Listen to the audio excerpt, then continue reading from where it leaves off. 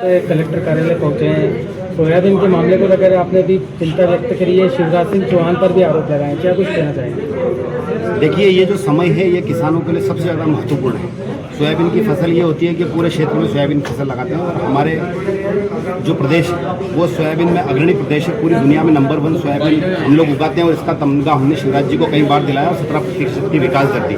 लेकिन शिवराज जी की ठगी का शिकार हम लोग हो गए।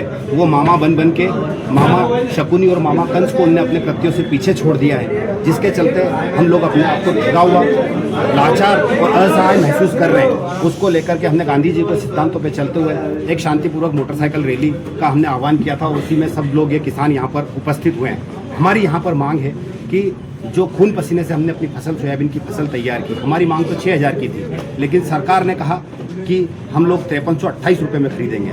आदरणीय मोदी जी जब गुजरात में महायुति सरकार का प्रचार करने गए थे तो उन्होंने खुद कहा था कि 6,000 रुपये क्विंटल खरीदेंगे, लेकिन उसका कोई सूद नहीं लिया। लेकिन 5328 की जब बात हुई तो हम लोग सोच रहे थे कि हमारे प्रदेश के कृषि मंत्री है, निश्चित रूप से इनको पता होगा। लेकिन शिवराज जी ने भी यू टर्न ले लिया।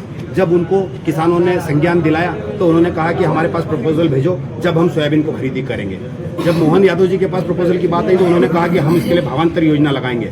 हम यहाँ से आपके माध्यम से कहना चाहते हैं कि 2018 में भावांतर योजना सोयाबीन के लिए लाए थे, उसका पैसा आज तक नहीं मिला। फिर उसके बाद में गेहूं की भावांतर योजना लेके आए, उसका पैसा हम लोगों को नहीं मिला। प्याज की भावांतर योजना लेके आए, उसका भावांतर आज तक हम लोगों को नहीं मिला। तो आप दोनों लोगों की, मोहन यादव जी की और शिवराज जी की नूरा कुश्ती में हम किसान लोगों का प्राण आप क्यों ले रहे हो? आज वो बोलते हैं कि 3 अक्टूबर से पंजीयन शुरू होगा और नवंबर में हमारी सोयाबीन खरीदी जाएगी। आज दशहरे का त्यौहार गया, 15 दिन में दिवाली का त्यौहार। किसान क्या करेगा? हमको खाद नहीं मिल रहा है, हमको बीज नहीं मिल रहा है, लाइट के भयंकर बिल आ रहे हैं, हम लोग कैसे अपना घर चलाएंगे?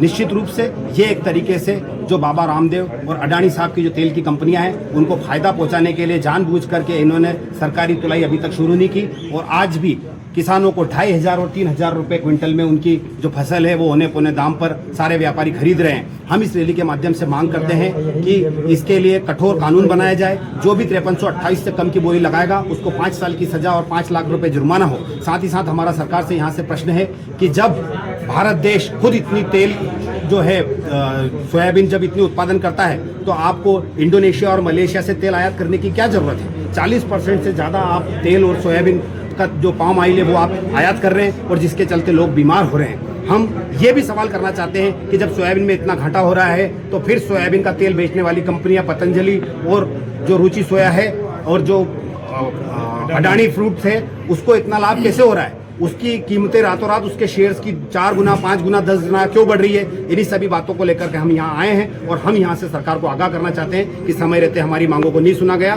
तो हम यहाँ से जो दिल्ली बॉम्बे रोड है उसको हम लोग जाम कर देंगे और ये पूरे देश की रीढ़ की हड्डी को हम यहीं पे रोक लगा देंगे। कब आप आंदोलन करने वाले हैं? निश्चित रूप से ये हमने आज आगाज किया था और 15 से 20 दिन के अंदर अंदर अगर नहीं हुई तो 2 नवंबर के दिन का हम सब लोगों ने पूरे क्षेत्र के किसानों से और जिले के किसानों से आह्वान किया है। हम सब लोग जेल चौराहे पर बैठेंगे और वहीं दाल बाटी बनाकर खाएंगे। जब तक हमारी फसलों का हमको सही से दाम नहीं मिलेगा तो हम लोग पूरी ताकत लगा देंगे, अपने शरीर की एक एक सांस लगा देंगे, खून की एक एक बूंद लगा देंगे, लेकिन अपने खून पसीने से तैयार की हुई सोयाबीन की फसल का 5328 रुपए दाम लेके रहेंगे।